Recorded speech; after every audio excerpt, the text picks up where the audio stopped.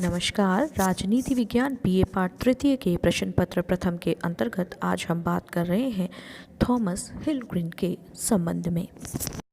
Green को आदर्शवाद एवं उदारवाद का समन्वयकर्ता माना जाता है, क्योंकि एक तरफ उदारवादी विचारधारा जो व्यक्ति की स्वतंत्रता पर बल दे रही थी और साथ ही आर्थिक क्षेत्र में राज्य के हस्तक्षेप के बिल की विरोधी थी, परंतु इस विचारधारा का नुकसान यूरोपीय होने लगा था, उसके दुष्परिणाम सामने आ रहे थे। दूसरी तरफ जर्मन आदर्शवादी विचारधारा थी जो राज्य को सर्वाधिकारवाद का समर्थन कर रही थी। ने उस जर्मन आदर्शवाद में कुछ ऐसे संशोधन किए जिससे अंग्रेजों ने उसे स्वीकार्य माना। जैसे हीगल की तुलना में ग्रीन राज्य की निरंकुशता में कमी की। उन्होंने राज्य को व्यक्ति को साध्य बताया और राज्य को साधन, तीसरा व्यक्ति के अधिकारों को अधिक सुरक्षित रूप प्रदान किया। साथ ही उन्होंने इस बात का प्रतिपादन भी किया कि कुछ परिस्थितियों में राज्य का विरोध न्यायोचित हो सकता है। इस तरह जर्मन आदर्शवाद का ब्रिटिश उदारवाद के साथ समन्वय करने का सारा श्रेय थॉमस हिल ग्रीन को ही जाता है। इंग्लैंड के आदर्शवादी विचारक ग्रीन का जन्म 6 अप्रैल 1836 को यॉर्कशायर जिले में हुआ। उनके पिता इंग्लैंड के चर्च के पादरी और इंजिलवादी संप्रदाय के अनुयायी थे।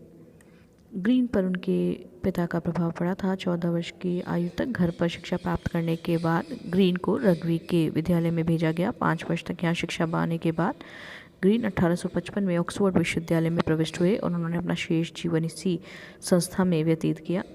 ग्रीन को 1860 में ऑक्सफोर्ड विश्वविद्यालय के बेलमॉल कॉलेज में अनुसंधान और अध्यापन कार्य करने के लिए चुना गया और 18 वर्ष बाद इसी विश्वविद्यालय में उन्हें नैतिक दर्शन का प्रोफेसर भी बनाया गया।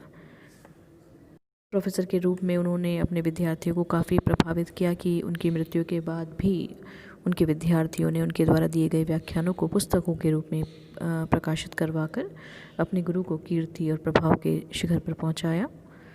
अध्ययन अध्यापन के साथ ही ग्रीन व्यवहारिक, राजनीति और सार्वजनिक मामलों में भी काफ़ी भाग लिया करते थे। वे कई वर्षों तक ऑक्सफोर्ड की नगर परिषद के सदस्य रहे और उन्होंने उदार दल के चुनाव आंदोलन में भी भाग लिया।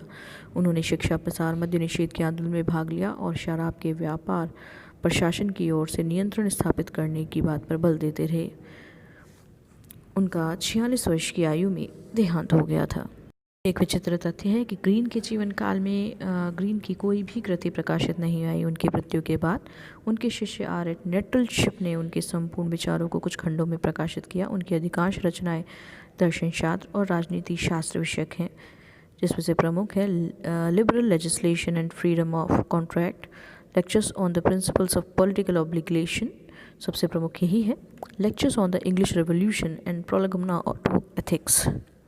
की स्वतंत्रता संबंधी विचार कांट की स्वतंत्र नैतिक इच्छा और हीगल की सकारात्मक स्वतंत्रता की धारणा से प्रभावित है। ग्रीन के मतानुसार स्वतंत्रता न केवल हस्तक्षेप का भाव मात्र है और न ही मनमानी करने की छूट। हस्तक्षेप का भाव मात्र केवल नकारात्मक स्वतंत्रता होगी और यदि स्वतंत्रता का अर्थ मनमानी करने की छूट ले लिया जाए तो उसमें और उस क्षणता में कोई अंतर नहीं रह जाएगा।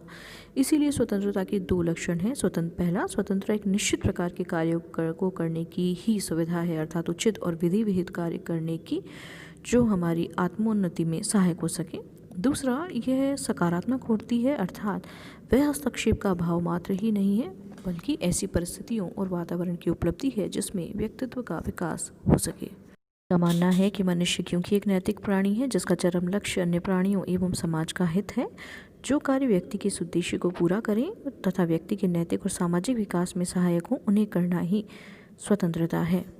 के मत में स्वतंत्रता मात्र एक साधन है और साध्य है सामाजिक कल्याण में समान योगदान के लिए सबकी शक्तियों को मुक्त करना। इस प्रकार ग्रीन व्यक्ति की स्वतंत्रता के लिए समाज और राज्य के नियमों को आवश्यक भी मानता है और यही ग्रीन का सकारात्मक स्वतंत्रता का विचार है। ग्रीन अधिकार को लॉक की भांति अधिकारों को प्राकृतिक और स्वाभाविक न मानकर समाज द्वारा व्यक्ति को समाज के हित को भली भांति संपादित करने की दृष्टि से दी गई ऐसी सुविधाएं मानता है जिन्हें समाज ने अपने कल्याण की दृष्टि से स्वीकार किया है। ग्रीन ने अधिकारों को परिभाषित भी किया है। उनका मानना है कि अधिकार व्यक्ति द्वारा अपने ऐसे उद्देश्यों को पूर्ण करने की शक्ति है जिन उद्देश्यों को वह अपने लिए हितकर समझता है तथा समाज यह अधिकार व्यक्ति को इस आधार पर प्रदान करता है कि इस अधिकार के प्रयोग से समाज को लाभ पहुंचेगा। इस प्रकार अधिकार व्यक्ति व्यक्ति की वह व्यक्तिगत मांग है जिसे समाज की स्वीकृति और संरक्षण प्राप्त हो। इसीलिए अधिकार के दो तत्व हैं, व्यक्ति की मांग और समाज द्वारा मांग की स्वीकृति। प्रत्येक मांग को अधिकार नहीं कहा जा सकता, केवल उन्हीं मांगों को अधिकार कहा जा सकता है जिन्हें समाज की स्वीकृति एवं संरक्षण प्राप्त है। ग्रीन के अनुसार मानवीय चेतना या आत्मा स्वतंत्रता चाहती है। स्वतंत्रता के अभाव में मानव न रहकर एक संचालित मशीन तुल्य हो जाता है। यह स्वतंत्रता दो प्रकार की होती है, आंतरिक और बाह्य। आंतरिक स्वतंत्रता आचार शास्त्र का विषय है और उसका मुख्य अर्थ होता है अपनी मनोवृत्तियों को वश में रखना। बाह्य जगत की स्वतंत्रता राजनीति का विषय है। उसका अर्थ है ऐसे वातावरण या परिस्थितियों का होना जिसमें प्रत्येक व्यक्ति अपने वास्तविक हित के कार्य कर सके और उसे किसी बाधा का सामना न करना पड़े। ऐसी परिस्थितियों की जो शर्त है उन्हें ही अधिकार कहते हैं। संक्षेप में, अधिकार वे व्याख्याएं या शर्तें हैं जिनके अंतर्गत ही हमें स्वतंत्रता प्राप्त होती है। पर इन अधिकारों के रक्षण की आवश्यकता होती है और जिन अधिकारों की रक्षा का प्रबंध न हो उन्हें अधिकार कहना ही उचित नहीं है। इसीलिए अधिकारों की रक्षा के लिए राज्य की सृष्टि होती है। इस प्रकार ग्रीन अपने दर्शन के अंतर्गत स्वतंत्रता, अधिकार और राज्य की विवेचना करते हुए बारकर के सुंदर शब्दों इस बात का प्रतिपादन करते हैं कि मानवीय चेतना स्वतंत्रता चाहती है। स्वतंत्रता में अधिकार का भाव निहित है और अधिकार अपनी रक्षा के हेतु राज्य की मांग करते हैं। इसीलिए ग्रीन इस बात पर बल भी देते हैं कि राज्य कृत्रिम या मानव जीवन पर कोई थोपी गई संस्था नहीं है, वरन इसकी सृष्टि तो मानवीय चेतना की मूल प्रवृत्ति स्वतंत्रता के आधार पर हुई है और इसी कारण राज्य मानव जीवन की एक स्वाभाविक और नैतिक संस्था है।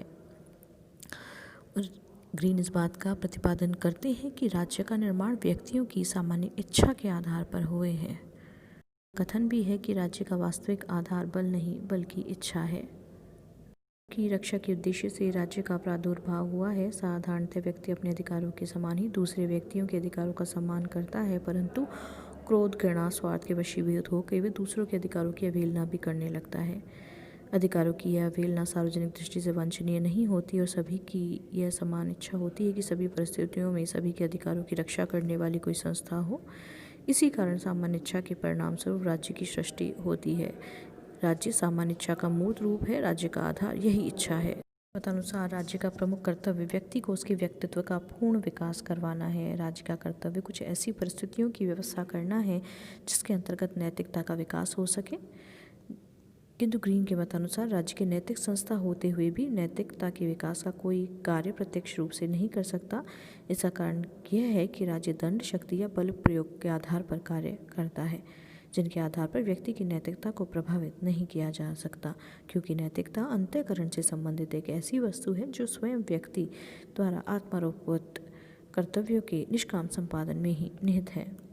इसीलिए कांट की तरह ग्रीन भी यह मानते हैं कि राज्य नैतिकता की वृद्धि हेतु प्रत्यक्ष रूप में कुछ नहीं कर सकता, वह केवल ऐसी परिस्थितियां पैदा कर सकता है और उन्हें बनाए रखता है जिनमें इन कर्तव्यों का पालन सुगमता से हो सके। इसीलिए ग्रीन के आदर्शवादी राज्य का कर्तव्य यही है कि वह सद्कार्यों के करने में व्यक्ति के मार्ग में जो भी बाधाएं आएँ उन्हें बाधित करे और ऐसी आवश्यक परिस्थितियों की व्यवस्था करे और उन्हें स्थिर रखे जिसमें नैतिकता का विकास संभव हो सके। ग्रीन के मतानुसार राज्य के कार्य सकारात्मक और नकारात्मक दोनों ही प्रकार के होने चाहिए।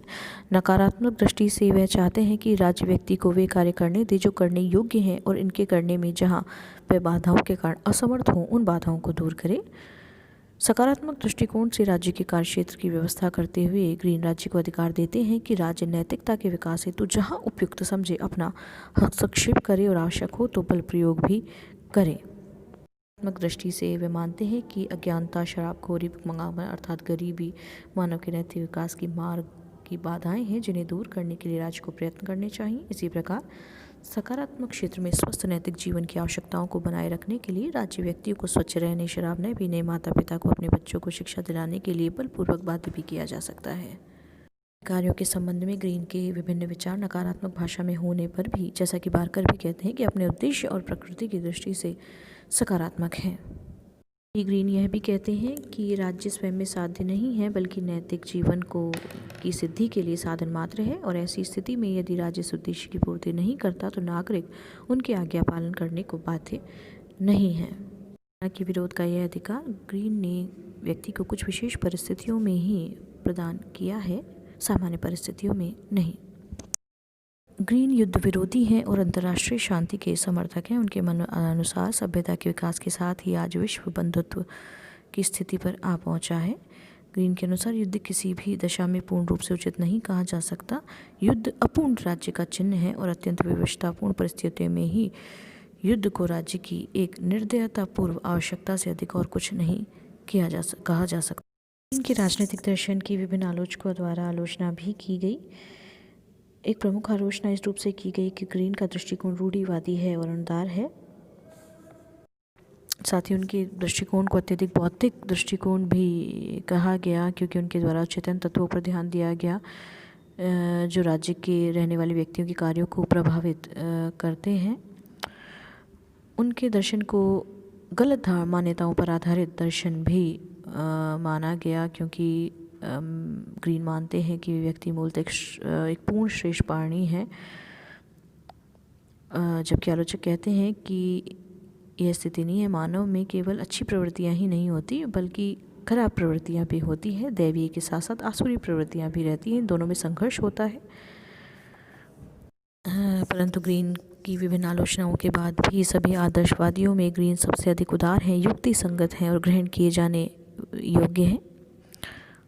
के आधार पर राजनीतिक चिंतन के इतिहास में बहुत अधिक महत्वपूर्ण स्थान प्राप्त है। उनकी सर्वाधिक महत्वपूर्ण ये है कि उन्होंने उदारवाद और आदर्शवाद दोनों को विशुद्ध किया और दोनों के बीच समन्वय स्थापित किया। ग्रीन ने जो राज्य का सिद्धांत दिया और वह वाक्य कि राज्य का आधार बल नहीं बल्कि इच्छा है, राजनीतिक चिंतन का एक अत्यंत प्रसिद्ध वाक्य बन गया। प्रमुख दिन सीमित संप्रभुता का सिद्धांत भी है। वे राज्य की शक्ति पर आंतरिक और बाहरी प्रतिबंध लगाकर संप्रभुता को सीमित करने के भी समर्थक रहे हैं। उन्होंने राज्य को साधन और व्यक्ति को साध्य बताया है।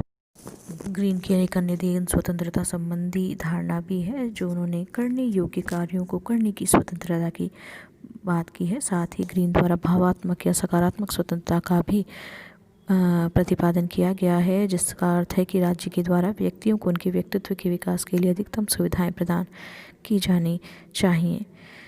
साथ ही राज्य के कार्यक्षेत्र संबंधित सिद्धांत भी बहुत अधिक महत्वपूर्ण है। ग्रीन के अनुसार राज्य का कार्य नैतिक जीवन के मार्ग की बाधाओं को बाधित करना है। इस प्रकार ग्रीन के विचारों के अध्ययन के बाद हम ये कह सकते हैं कि ग्रीन काफ़ी महत्वपूर्ण विचारक रहे हैं और राजनीतिक चिंतन को उनकी विभिन्न देन निश्चित रूप से बहुत अधिक महत्वपूर्ण है। धन्यवाद।